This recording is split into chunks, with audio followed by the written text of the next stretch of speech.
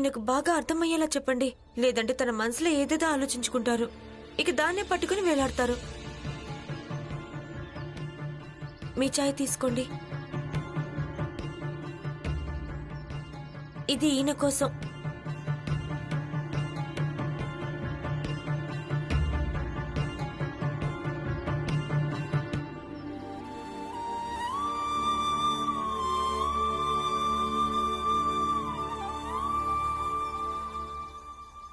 ఈ రామ చాలా తెలివైన మాటలు మాట్లాడుతుంది. ఇదిగో ఈ పాలు తాగు.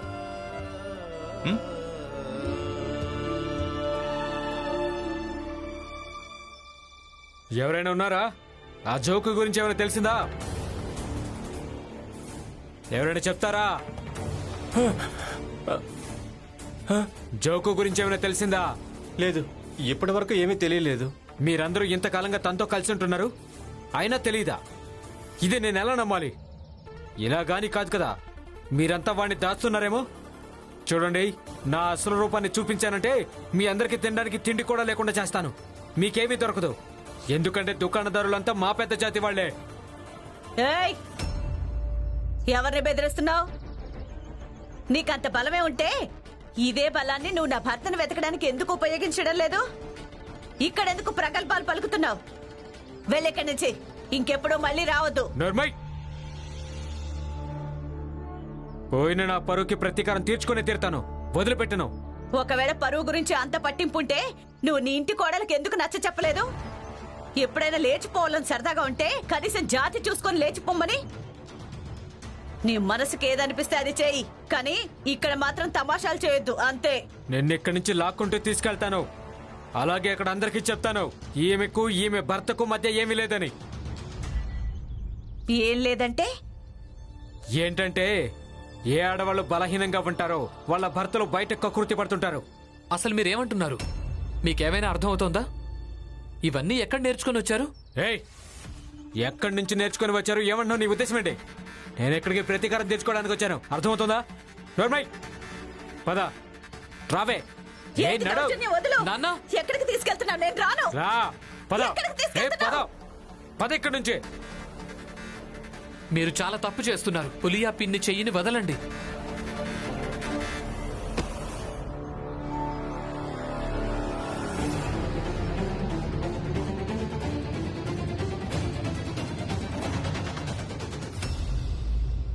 తన చెయ్యి వదులు. వదిలిపెట్టను. మర్యాదగా చెయ్యి వదలకపోతే కొట్టి కొట్టి పత్తడి చేస్తాను. వదిలిపెట్టను. నీకంత దమ్ముంటే విడిపించి చూపించు. విషయం దమ్ము గురించి కానే కాదు, విషయం తప్పొప్పులకు సంబంధించింది. తన చేయి వదలండి. నేను వదిలిపెట్టను. పద, రా. ఏయ్, పోరా.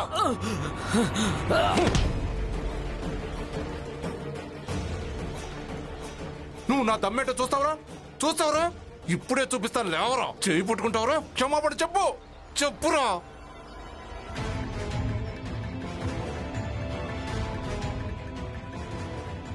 నేను మీ అందరినీ వదిలిపెట్టను. ఒక్కొక్కరి మీద పగ తీర్చుకుంటాను. నేనేంటో చూపిస్తాను, అందరికీ చూపిస్తాను. మర్చిపోకుండా రా. వస్తాను. పోరా. అందరినీ తీసుకొస్తాను. చూడండి సోదరులారా, ఇక జాతి పోరాటానికి సిద్ధంగా ఉండండి. ఇతను పెద్ద జాతి వాళ్లతో శత్రుత్వం పెట్టుకున్నాడు. అయితే ఏం చేయాలి? పిరికి వాళ్ళ నిలబడి చూస్తూ ఉండాలా? అరే, పెద్ద జాతి వాళ్ళు ఇక్కడికి వచ్చి రాద్ధాంతం చేయడం ఇదే మొదటిసారి కాదు. ఇంతకు ముందు కూడా ఇక్కడికి వచ్చి రాద్ధాంతాలు చేస్తూనే ఉన్నారు. ఒకవేళ ఈ రోజు జోకు ఉన్నా కూడా తను తన భార్య కోసం పోట్లాడేవాడే కాదు. అలా చేస్తే ఎవరిదైనా తప్పు ఉంటుంది. ఎందుకంటే ఎవరైనా మహిళ మీద దౌర్జన్యం చేస్తుంటే నోరు మూసుకొని నిలబడి తమాషా చూడటం కూడా తప్పే. నువ్వొక్కడివి చేసిందే ఒప్పు. ఈ ఇంటికొచ్చినప్పటి నుంచి పులియా కోసం జోకులానే మారాలనుకుంటున్నావు. జోకులా మారడంలో అసలు తప్పే ఉంది.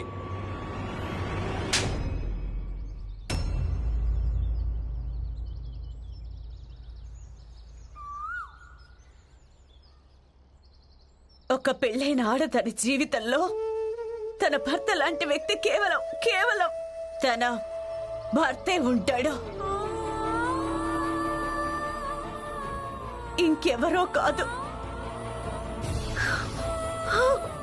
పులియా గారు పులియా గారు పులియా గారు మీరు అపార్థం చేసుకుంటున్నారు.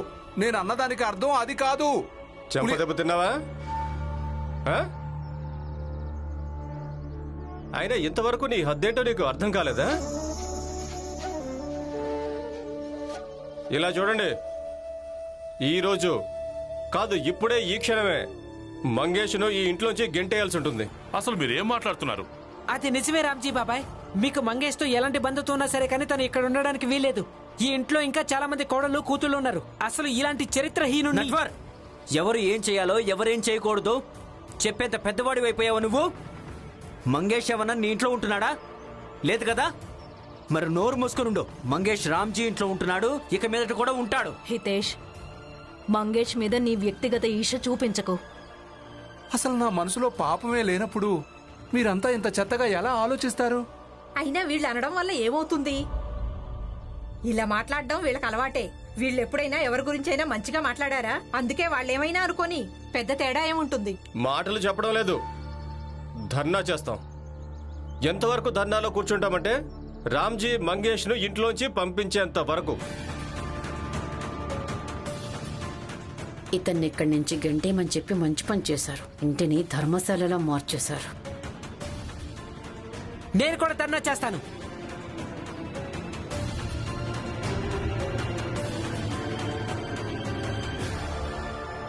నేను పులియా పిన్నితో మాట్లాడాల్సి ఉంటుంది. తనే ఈ సమస్యను పరిష్కరించగలదు.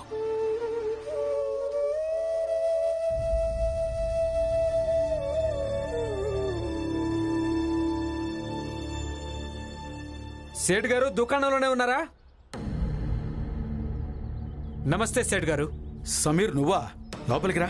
అరే, ఇతను అతనే కదా. ఇతను నన్ను ఇంటి దగ్గర చూశాడు. సేట్ గారు, నేను ఇప్పుడే వస్తాను. పదండి, ఇన్స్పెక్టర్ గారి దగ్గరికి వెళ్దాం. ఇన్స్పెక్టర్ గారి దగ్గరికా? అసలు ఈ దెబ్బ ఎలా తగిలింది? ఏం జరిగింది? అదే ఆ చిన్న జాతి వాళ్ళు ఉన్నారు కదా, వాళ్లే కొట్టారు. పదండి, పెద్ద జాతి వాళ్ళందరం ఒకటిగా కలిసి ఇన్స్పెక్టర్ దగ్గరికి వెళ్దాం. ఎందుకంటే ఆ చిన్న జాతి వాళ్లకు గుణపాఠం చెప్పడానికి. ఏం జరిగిందో అర్థమయ్యేలా చెప్పు. నువ్వు నా మిత్రుడు, నీకు మొత్తం తెలుసు. పద. అంటే వీళ్ళిద్దరూ మిత్రులా? ఇక ఇదంతా ఇంటి దగ్గరే జరిగింది. అయితే పద. చిన్న జాతి వాళ్లకు అంత స్తోమత పెరిగిందా? ఆనంద్, ఆనంద్, చెప్పండి సేట్ గారు. నేను చిన్న జాతి వాళ్ళకి బుద్ధి చెప్పడానికి వెళ్తున్నాను. నువ్వు దుకాణాన్ని చూసుకో. ఆనంద్, వింటున్నావా లేదా? అలాగే సేట్ గారు. పద పద.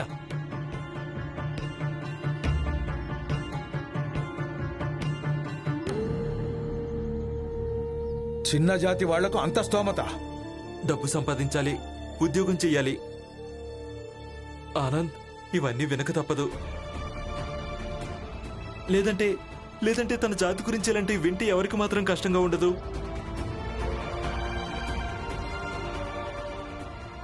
కానీ ఇంతకంటే ఎక్కువ కష్టంగా ఎప్పుడు అనిపిస్తుందంటే డబ్బులు సరిపోక ఇంట్లో నాన్న ఇంకా భీమ్ ఆందోళన చెందినప్పుడు.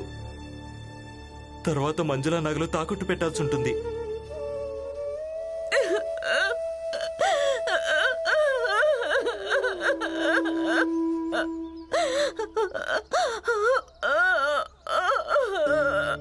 పులియా పిన్ని, పిన్ని మీరు ఏడవకండి.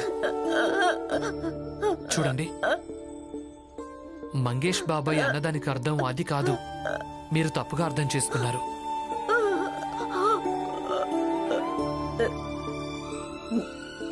పిన్ని, మీరు వెళ్ళి హితేష్ బాబాయ్ ఇంకా నట్వరన్నకు చెప్పొచ్చు కదా. వాళ్ళు బయట రాద్ధాంతం చేస్తున్నారు. వాళ్ళు మంగేష్ బాబాయ్ని ఇంట్లోంచి గెంటేయాలని పట్టుబడుతున్నారు.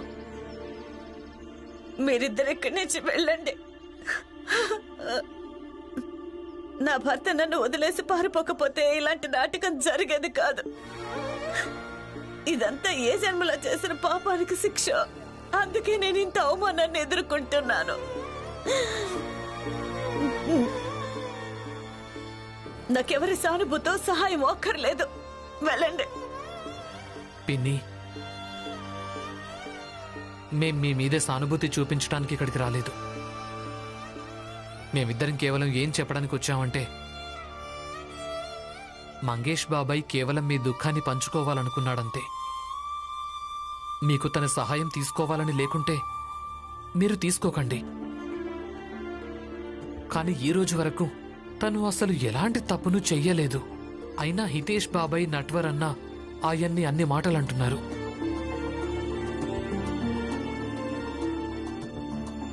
ఇలా చూడండి హితేష్ గారు, ఒక నిర్దోషికి వ్యతిరేకంగా ఈ విధంగా ధర్నా చేయడం మంచిది కాదు. పురంజన్, ఏ విధంగా భీమరావు ఎన్నోసార్లు ధర్నాలు చేసి తను అనుకున్నది సాధిస్తూ వస్తున్నాడు, అలాగే మేము కూడా ధర్నా చేసి మా కోరికల్ని నెరవేర్చుకుంటాం. హితేష్ అన్న, నా కొడుకు భీమ్ కేవలం సరైన వాటి కోసమే పట్టుబడతాడు. న్యాయం కోసమే ధర్నాలు చేస్తాడు. తను అనుకున్నదే సాధించాలని ధర్నాలు చేయడు. రామ్జీ బాబాయ్, మేమిక్కడ మాకు నచ్చిందే చేస్తున్నాం. కానీ మేము ఇక్కడ నుంచి ఎప్పుడు లేస్తామంటే, ఎప్పుడు తింటామంటే, ఎప్పుడు తాగుతామంటే ఈ మంగేష్ ఈ ఇల్లు వదిలేసి వెళ్ళినప్పుడే. పిన్ని, నా కోరిక ఏంటంటే మీరు మంగేష్ బాబాయ్ నిజాయితీ గురించి కొంచెం ఆలోచించండి.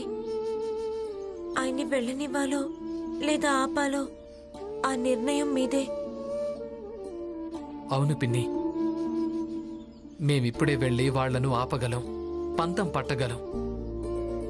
కానీ దానివల్ల ఎలాంటి ప్రయోజనం ఉండదు. ఎందుకంటే హితేష్ బాబాయ్, నట్వర్ అన్న అలాగే మిగిలిన వాళ్ళందరూ ఆయన మీద ఏ నింద వేస్తున్నారో అది వేస్తూనే ఉంటారు. అందుకే ఆయన్ని ఆపాలో లేక వెళ్ళనివ్వాలో ఈ నిర్ణయం మీరే తీసుకోవాల్సి ఉంటుంది.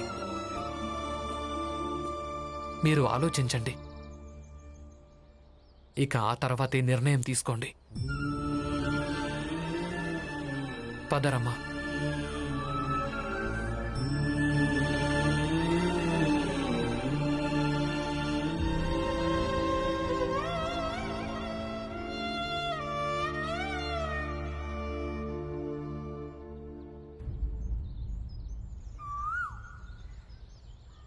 హితేష్ అన్న, ఈ వెంట్రుకలు ఊరికే తెల్లబడలేదు. సతారాలో ఇలాంటి నాటకాలు మేము చాలా ఆడాం. రామ్జీ కుటుంబాన్ని దయచేసి ఇబ్బంది పెట్టడం ఆపేయండి. అలాగే ఈ ధర్నాన్ని కూడా ఆపేయండి. నేను ఇల్లు వదిలేసి వెళ్ళిపోతున్నాను.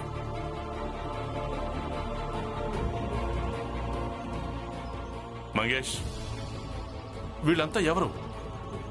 వీళ్ళు చెప్పడం వల్ల ఏమవుతుంది? మీరు వెళ్ళకండి.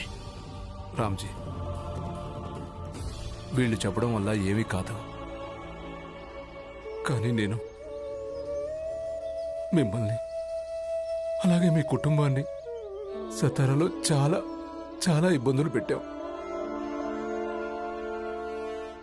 నాకు ఇష్టం లేదు. ముంబైలో కూడా మీరు నా కారణంగా ఇబ్బందులు పడ్డాం. నన్ను క్షమించండి. ఎందుకు ఇలా అంటున్నారు?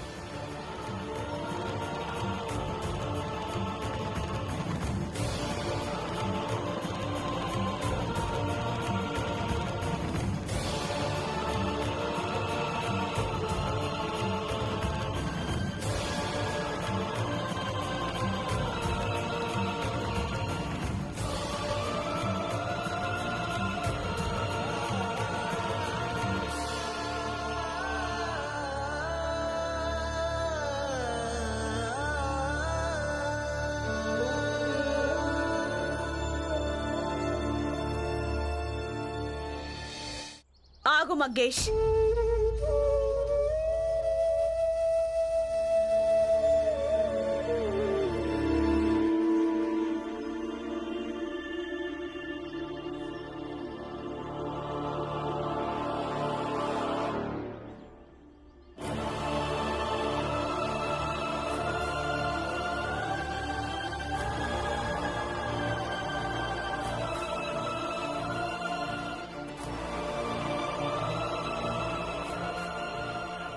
వెళ్తున్నావా? కానీ ఎక్కడి నుంచో బట్టలు తీసుకొచ్చా, వాటిని తిరిగి ఇవ్వడానికి ఎవరు వెళ్తారు?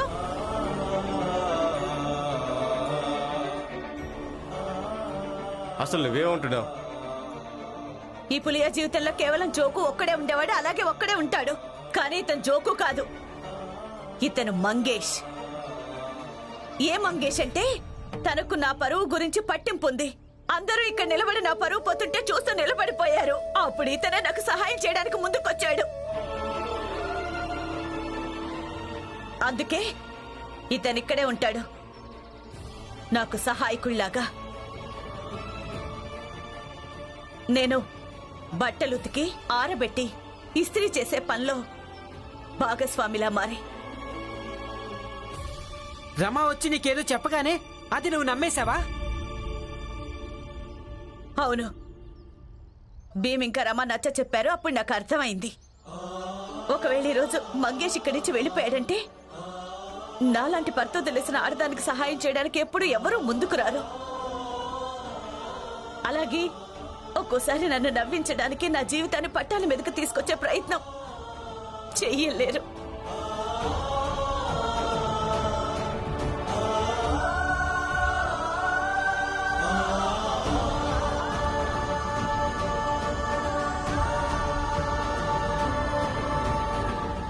చూడు పులియా, ఇటువంటి చరిత్రహీన మాటలు చెప్పొద్దు మాకు. మంగేష్, బట్టలు తీసుకొని నువ్వు లోపలికెళ్ళు, ఇస్త్రీ చేయడానికి తీసుకురా. వెళ్ళు.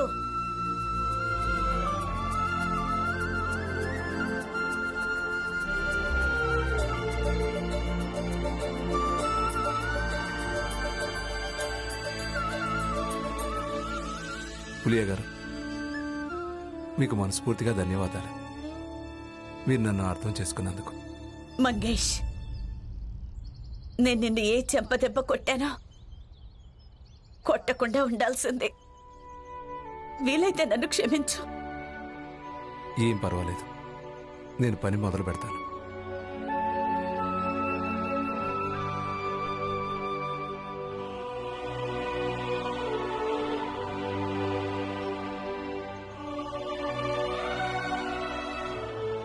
రమా, నువ్వు నిజంగా పులియా పిన్నికి చాలా బాగా నచ్చజెప్పావు. కానీ మీ ఒక్కరికి నచ్చ చెప్పలేకపోతున్నా. అరే, కోపం వచ్చినప్పుడు ఏది వినిపించుకోదు, ఏది అర్థం చేసుకోదు.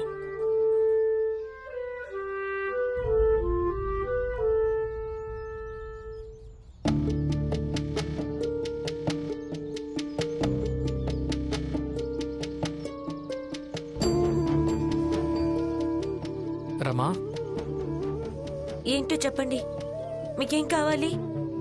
చూస్తుంటే కోపం ఇంకా చల్లారలేదనిపిస్తోంది. డబ్బులు ఎన్ని మిగిలాయి?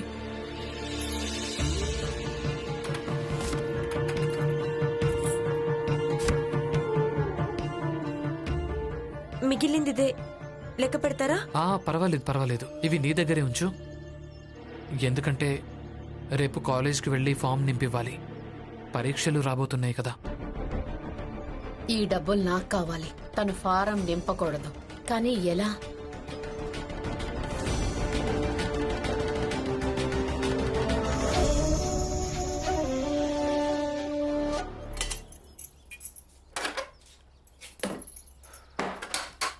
రమా, రమా, ఇలా కోపంగా ఎందుకుంటున్నావు? ఉంటాను. కానీ ఎందుకు? చూడు రమా, ప్రతి వ్యక్తి యొక్క కోపానికి ఒక కారణం ఉంటుంది. ఆ కారణమే నిర్ణయిస్తుంది వ్యక్తి ఎంతసేపు కోపంగా ఉండటం మంచిదో. ఇక నీకున్న కారణం అంత పెద్దదేం కాదు. నేను పరాయిదాన్ని కాదు, నేను మీ భార్యను. ఇక ఏ కారణం నిర్ణయించదుగా నేను ఎంతసేపటి దాకా కోపంగా ఉండాలో. ఇంకా ఏంటంటే, భార్యాభర్తల కోపం మధ్యలోకి మీరు మీ జ్ఞానం, సిద్ధాంతాలు, అలాగే నియమాలు తీసుకురాకండి.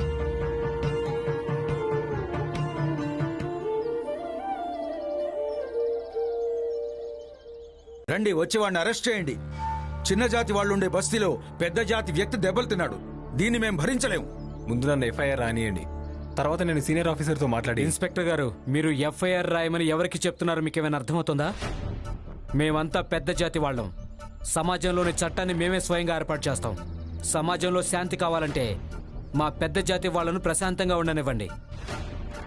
ఒకవేళ మేము మా పద్ధతి ప్రకారం లెక్కలు చేయడం మొదలుపెట్టామంటే మీ ఈ పోలీస్ వ్యవస్థ ఎక్కడికెక్కడ స్తంభించిపోతుంది. ఈ దెబ్బ మీకు కనిపిస్తుందా? ఇది ఒక చిన్న జాతి వాడు నన్ను పెద్ద జాతి వాడిని కొట్టాడు. పదండి, వచ్చి అరెస్ట్ చేయండి. సరే పదండి.